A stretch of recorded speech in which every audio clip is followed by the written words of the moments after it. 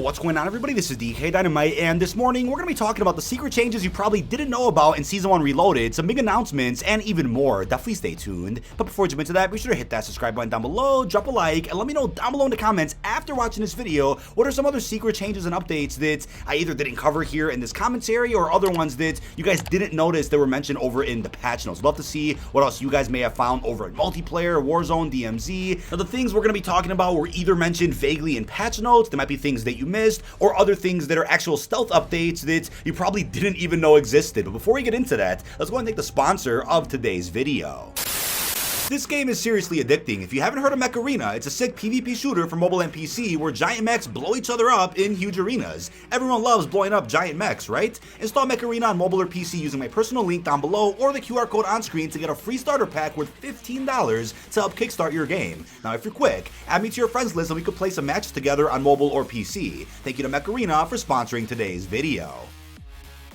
Now back to the video. The release date for all upcoming bundles in Season 1 Reloaded did drop over on Twitter. I'm sure you guys probably missed it. We have December 17th, the Tracer Pack Klaus Operator Bundle, which I know I've seen a lot of people asking about in the comments of my videos. December 19th, Merry Mayhem, another Christmas bundle. We have December 23rd, Overgrown 2. December 25th, Tracer Pack Hear No Evil. 26th, a day later, Tracer Pack New Year's, which is crazy. The 28th, Notice Me 1.0. January 1st, Pixel Perfect. And January 2nd, the Tactical Human 2.0 packs. Can't show you the images on screen of these bundles for obvious copyright reasons, but I'll have the link to this Twitter account down below in this video's description to check out what is actually going to be included in some of these bundles. But we now have a bug in the game to where you can create and save custom blueprints in private matches. They've now become usable in public matches as well, which is crazy. But as this bug did get discovered, Infinity Ward then went ahead and confirmed something that wasn't mentioned at all over in the patch notes, at least not something that I saw. It is that you can now save a custom mod in Modern Warfare 2 and Warzone 2 in the Gunsmith, and you can save custom attachments and aesthetics into a named weapon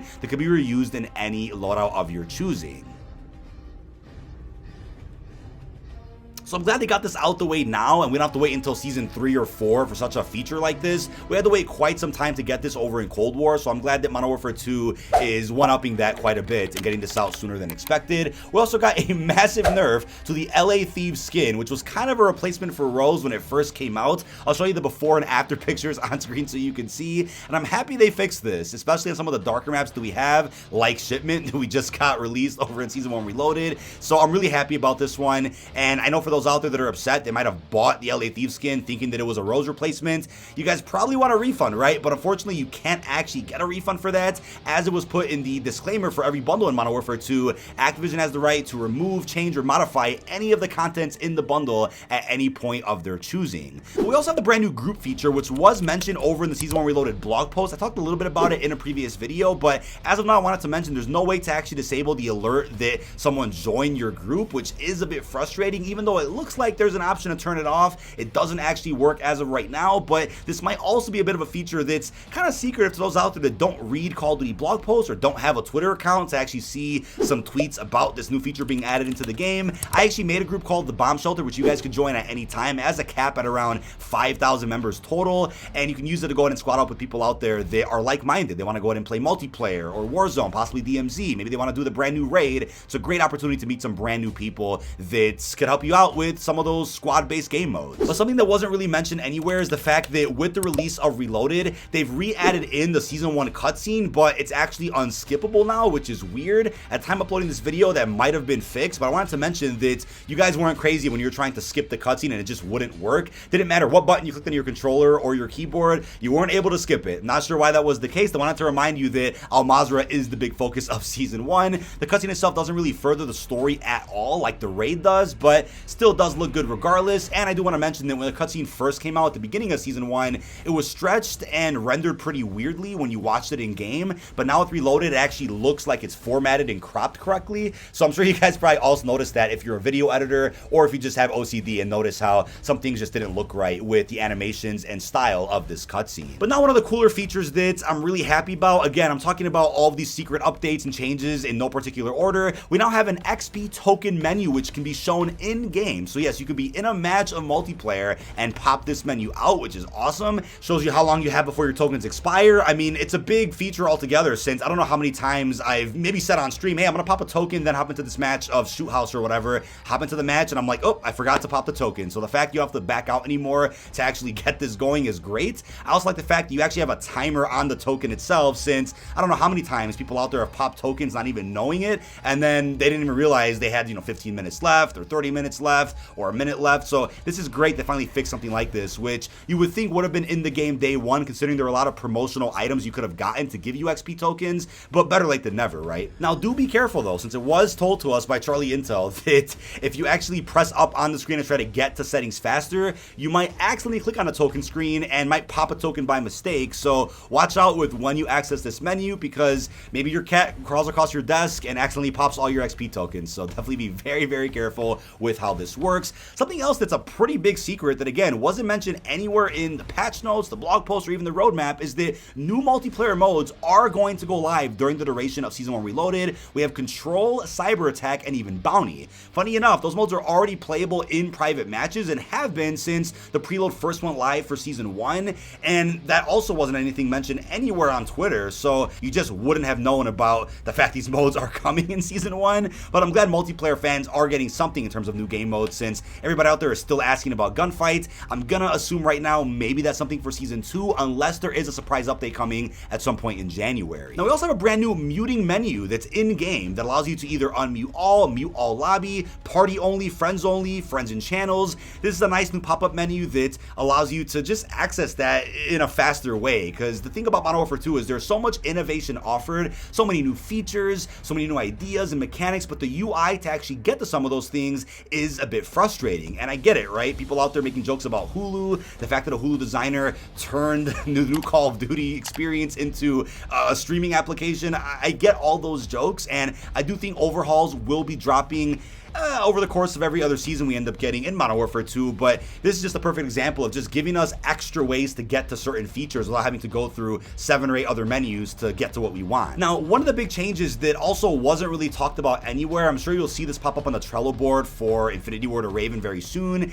is the fact that Mastery Camo progression is completely broken with the launch of Season 1 Reloaded. So there's actually no indication as to why a lot of camos are reset for people, or why your progress was just changed around. You might have been further or even not as far in a certain camo grind, but now those values are changed in your menu, making you think that you either lost your progress or making you think that you don't have to do as much work to get certain camos unlocked. Everything is all over the place with that. I heard Platinum was bugged out for the Chimera. Not sure what's happening there, but what I'll assume right now is that if you continue progressing with your camos, eventually when a hotfix comes out to reverse whatever it is that happened with the mid-season updates, it'll still keep the progress that you're making now, and on top of that, get you back and restore whatever progress you made prior to Season 1 Reloaded. That's my assumption right now. It's not confirmed anywhere that's going to be the case, but I also noticed an issue when the Reloaded update first went out, which is that all of my loadouts were reset in multiplayer. That's not really that big of a deal. I mean, they weren't reset for Warzone 2 or DMZ, but for multiplayer, they definitely were. Even my private match loadouts were fine, but for pubs, they were all reset, so I had to go back and make a bunch of classes from scratch again. But it does suck for those out there that had some perfect loadouts put together. They had a bunch of attachment tuning set in stone for some of those classes. That's unfortunate. That's one of those things that I don't think will be reversed whenever a new patch goes out that fixes a lot of our loadouts in game. Now, we also have some weird changes that were noticed over in Warzone 2. We have some buy station changes where the station itself is either not visible but still usable, or just missing entirely from certain points of interest on the map.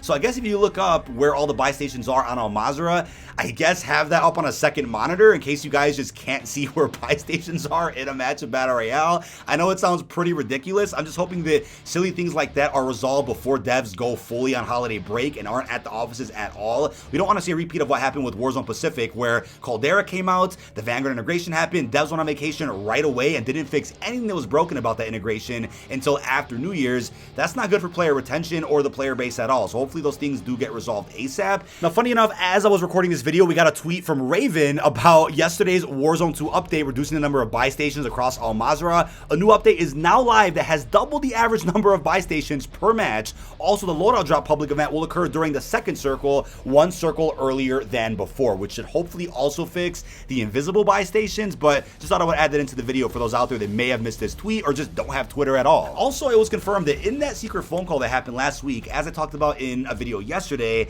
and none of this ended up going public through blog posts or tweets, but Charlie Intel and some other creators that were in that call did mention some of the features that were talked about. So apparently Infinity Ward didn't know about the fact that perk packages were broken over in Warzone 2.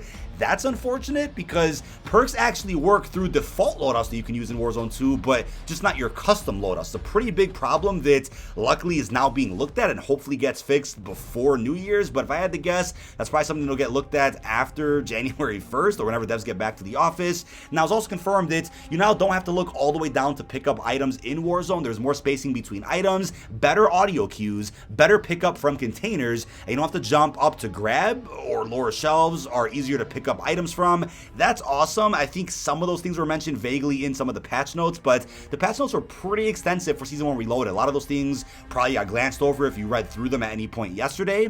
There's also, as of right now, no plans to add back plating while sprinting. Plating while running through doors should work after the recent update of Reloaded. Private matches are planned for early next year in Warzone 2 with expanded support for a variety of features, and I hope one of those features is maybe you're a content creator, you want to host a private game that you can spectate. Maybe they can scan a QR code to actually get into the lobby instead of you having to go ahead and add them on Activision or Battle.net, whatever the case is. We also have more quality life improvements to come in future updates. I go over these features because, you know what, if you guys don't have Twitter and don't follow Charlie Intel, or don't maybe look at Infinity Ward when they tweet out things about upcoming changes, you just wouldn't have known about any of this, right? None of this was mentioned in any blog posts, so this is great for those out there that maybe only watch YouTube videos for what did change in Call of Duty. It was also confirmed that third-person BR is not returning this week despite the patch notes saying so. Not sure what went wrong there with the way that was communicated. They also have nerfed bots over in strongholds, either in Warzone 2 or DMZ. That's a good thing since I do think the AI is a bit aggressive, and in most cases the AI is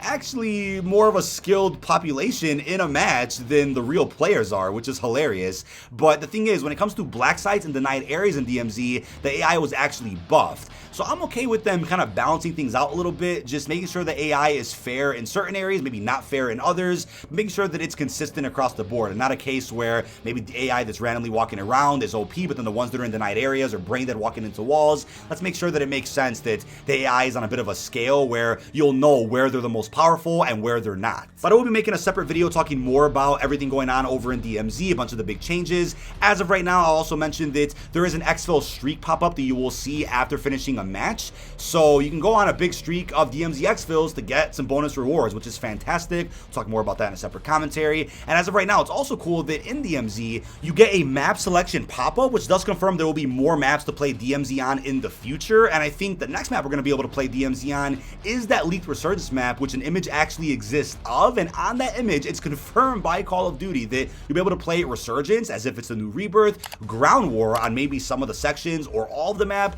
as well as DMZ, which is crazy. It'll only support about, what, 50-ish players. It won't be as big as Al Mazrah. Really curious to see how the gameplay does get switched up with not only Battle Royale through Resurgence, but also this tactical DMZ extraction gameplay as well. But lastly, as a follow-up to some of those Warzone 2 perk updates, I do want to mention that the default loadout perk packages and perk lineups have been changed to where, if anything, it's almost worth running a default Warzone class right now since perks don't work on those custom loadouts. Maybe run a default one and then go somewhere else to a buy station to buy your primary weapon that you actually want to use or find something good on the ground.